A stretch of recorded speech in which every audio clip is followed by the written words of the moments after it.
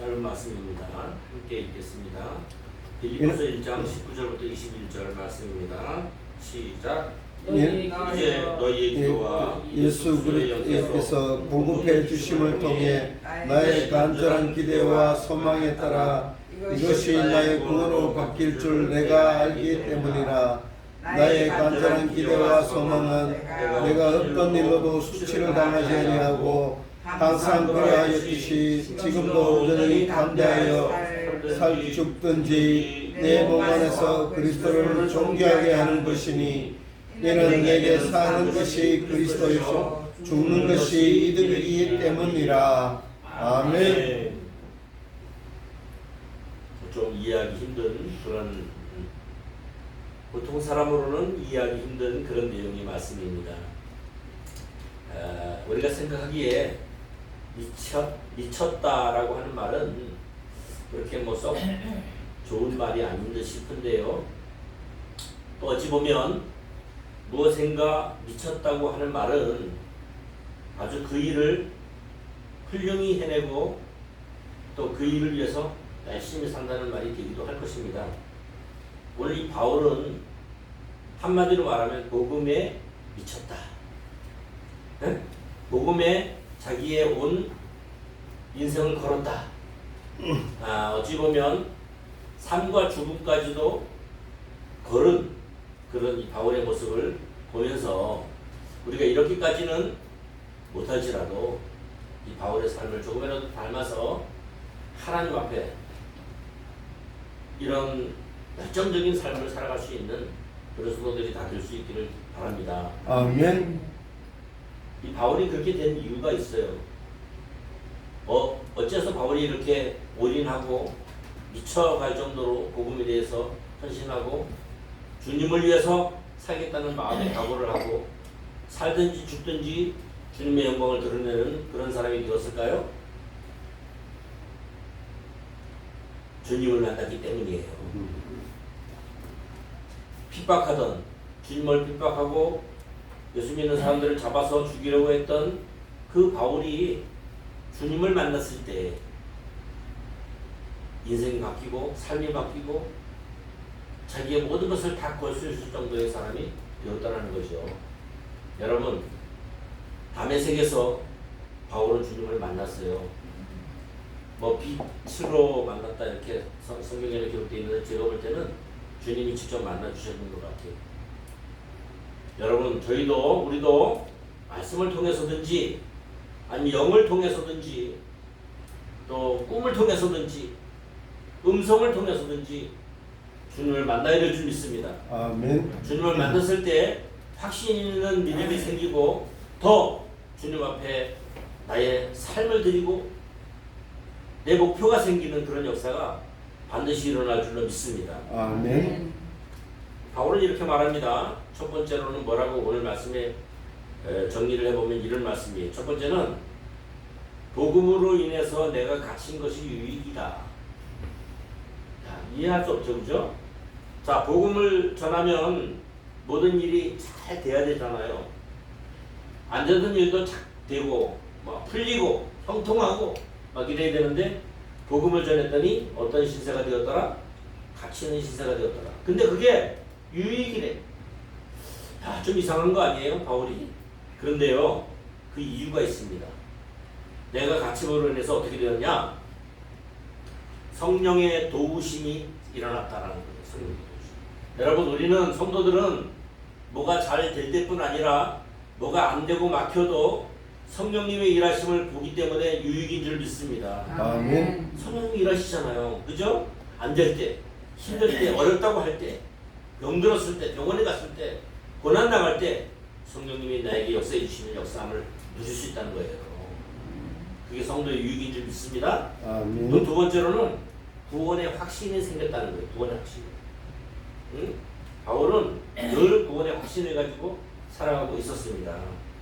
육신은 내가 지금 비록 육신은 구속되었지만 영적으로는 더욱 자유함을 느낀다라는 것을 이 바울이 아는 거예요. 여러분. 고난당할 때 그 고난에 쓰러지지 않고 그 고난을 딛고 일어서서 내가 더 영적으로는 자유로워졌다는 그런 고백을 할 수 있는 그런 성도들이 다 될 수 있어야 될 줄 믿습니다. 아멘. 그래서 기쁘다는 거예요.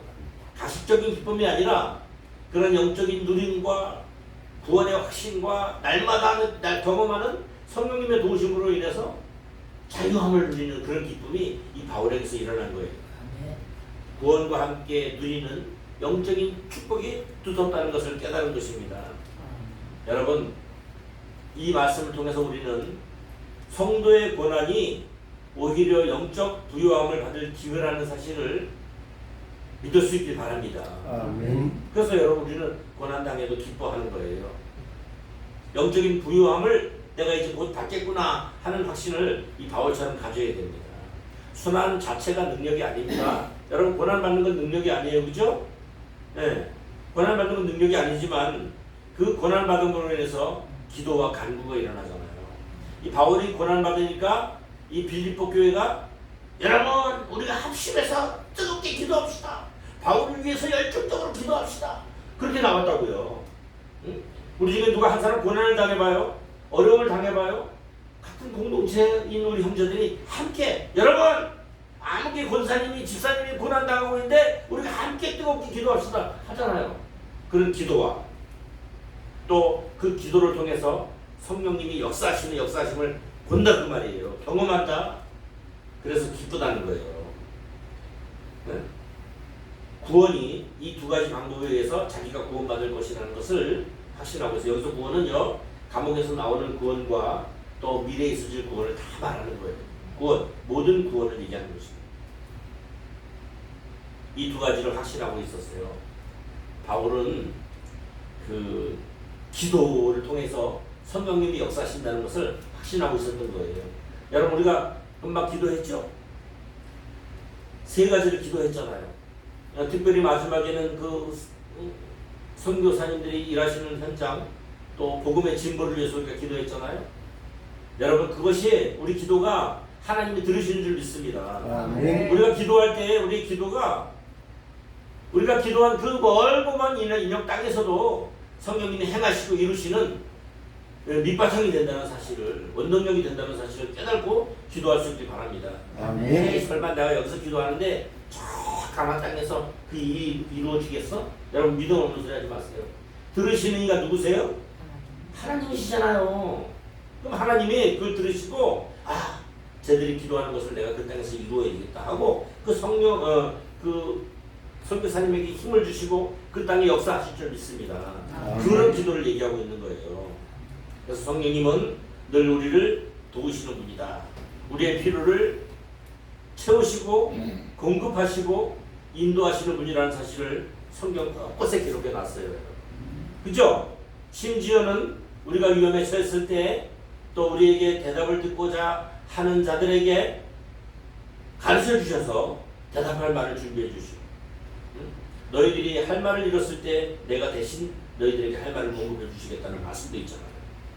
그래서 그거는 모든 것을 다 경험한 이 바울이 하는 말이에요. 네? 우리는 아직까지 바울 같은 믿음은 없지만 바울이 그걸 다 경험하고 나서 뭐라 하냐면, 나의 간절한 기대와 소망이 있다. 내가 기도하는 기대와 소망이 있는데 그것은 한결같다. 여러분, 바울은 한결같은 사람이에요. 한결같은 믿음을 가지고 있는 사람이에요. 어떻게 하냐?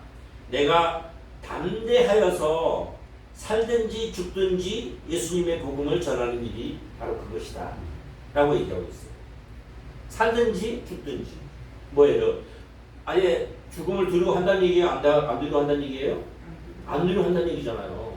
또 담대해서는 뭐예요? 적이 있을 때 사단을 물리치고 로마 군병 앞에서라든지 권력자들 앞에서라든지 어디서든지 내가 두려워하지 않냐고 담대하게 하나님의 말씀을 가지고 전하겠다는 그런 마음이 들어있어요. 이 바울은 이런 기대를 해봅니다. 내가 옥중 생활에서 실패하지 않고 내 목표인 그리스도를 높이는 일에 전력을 다하는 것이에요. 여러분, 우리가 복음을 위해서 낮아지고 희생하고 천대받을 때 오히려 예수님께서 높아지시며 커지신다는 사실을 기억할 수 있기를 바랍니다. 아멘. 예수님의 높임을 위해서 자기는 뭘 각오했다? 생사를 초월했다. 생사가 나는 아무렇지도 않다 그 말이에요. 복음만 높아진다면, 예수님만 높아지시고 예수님만 커지신다면 나는 죽음 뭐 살아있거나 죽었거나 상관이 없다 그 말입니다. 그러니까 바울이 지금 재판받기에 앞에 있는데, 내가 재판받을 때 사형을 선고받든지 아니면 풀려나든지 상관없이 담대하게 내가 성령님의 역사를 통해서 담대하게 복음을 증거할 수 있게 되기를 기대하고 소망하는 거예요. 아멘. 누구에게든지. 지금은 뭐 잡아가고 신고하고 뭐 그 방해하고 이런 사람도 없는데도 우리는 입술을 열지 않잖아 도무지. 근데 바울은 입을 열어서 뭐 뒷일을 생각하지 아니하고 예수님을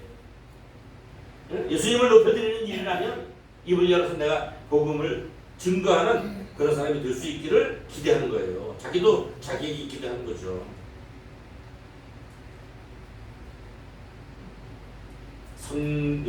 성령의 도우심으로 인해서 재판석에 앉아있는 이방인들에게 오직 그리스도를 증거함으로써 그리스도를 높이는 그런 일이 바로 이 바울의 일이었습니다. 두 번째로는요, 이제 내게 사는 것은 그리스도다 이렇게 고백합니다. 여러분, 내게 사는 것이 그리스도래요. 나는 죽고 내 안에 누구만 살아요? 그리스도만 산다 이렇게 고백했어요. 나는 죽었어. 예수님과 함께 십자가에 달려서 죽었다 그 말이에요. 그럼 이제 누가? 예수님이 내 안에 사신다는 거예요. 무슨 말이냐? 나는 죽었기 때문에 예수님과 완전히 연합체를 이루었다. 예수님과 연합되었다 그런 말이에요. 이 바울 훌륭합니다. 여러분, 저와 여러분도 예수님과 연합된 삶을 살아야 돼요. 그러기 위해서 뭘 해야 되냐면 나를 죽여야 될 줄로 믿습니다. 아멘. 그래서 이제 어떻게 산다는 거예요? 나는 죽은 자이기 때문에 성령의 감동과 인도하심으로 산다는 거예요. 그리고 이렇게 말합니다. 나는 죽어도 유익하다. 여러분, 왜 바울이 죽음을 사모한 것처럼 이렇게 말했을까요? 죽었을 때에 주님과 더 가까워지고 밀접한 관계를 이룰 수 있다는 것을 알았기 때문에 그러는 거예요. 내가 죽으면 지금보다 더 자유롭게 주님과 밀접해지고 주님과 가까워질 수 있다. 그러니까 나는 살아도 괜찮고 죽어도 괜찮은데 죽는 것이 오히려 나한테 더 유익하다 라고 얘기할 수 있는 그런 정도의 믿음을 이 바울이 가지고 있는 것이란 말입니다. 네? 바울은 옥중에서도 죽음을 바라보고 두려워하는 것이 아니라 오히려 주님의 나라를 바라보며 죽음을 대하는 자세마저도 신앙으로 노래하는 그런 믿음을 보여주고 있어요. 여러분, 죽음에 대해서 어떻게 생각하면 거의 죽기 싫지? 네. 그래도 이 사도 바울과 같이 죽어도 주님을 위해서 죽고 살아도 주님을 위해서 산다는 그런 믿음으로 나아갈 수 있기를 주님 이름으로 부탁합니다. 아멘. 세 번째는 기쁨이에요. 기쁨. 내 삶이 기뻐하는 이유 또한 예수님이다 라고 얘기하고 있어요. 내가 살아있는 기쁨, 내 삶의 모든 기쁨의 근원이 누구라고요? 예수님이라는 거예요. 어떠한 환경 속에서도 내가 감사하고 기뻐할 수 있는 것은 기도를 통해서 성령께서 공급해 주시는 그 공급을 맛볼 수 있다는 것입니다. 또 구원을 누릴 수 있다는 거예요.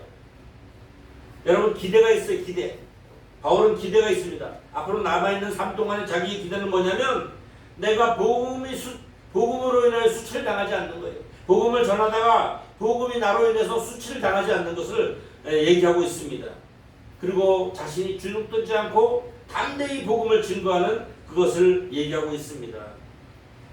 내 삶의 온전한 목표를 말한다라고 얘기하면서 내 몸 안에서 그리스도를 높여드리는 삶을 주장하고 있다는 것입니다. 내 안에 사시는 분은 예수 그리스도다. 그렇기 때문에 나는 사는 것보다 죽는 것이 유익한 존재라고 말할 정도로 바울은 그런 삶을 살았다는 것입니다. 그런데 오늘날 많은 그리스도인들이 어떻게 살고 있습니까? 죽지 않으려고 노력하며 살아가고 있습니다. 죽지 않으려고 아우성치며 살아가고 있습니다.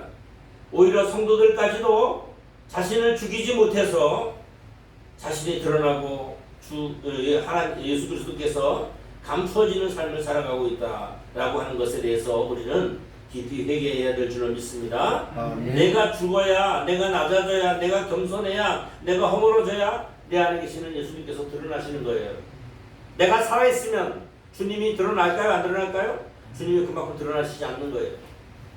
그래서 우리는 이 사도 바울과 같이 죽는 연습을 해야 될 줄 믿습니다. 아멘. 그래서 내가 죽어야 내 영이 살아나고, 내가 죽어야 교회가 살아나고, 내가 죽어야 다른 성도들이 살아나고, 주님이 내 안에서 높임을 받으시고 드러나는 그런 삶을 살아가는 교회가 될 수 있기를 주님의 이름으로 축복합니다. 아멘. 오늘날도 이 바울처럼 나의 기쁨이 주님이십니다.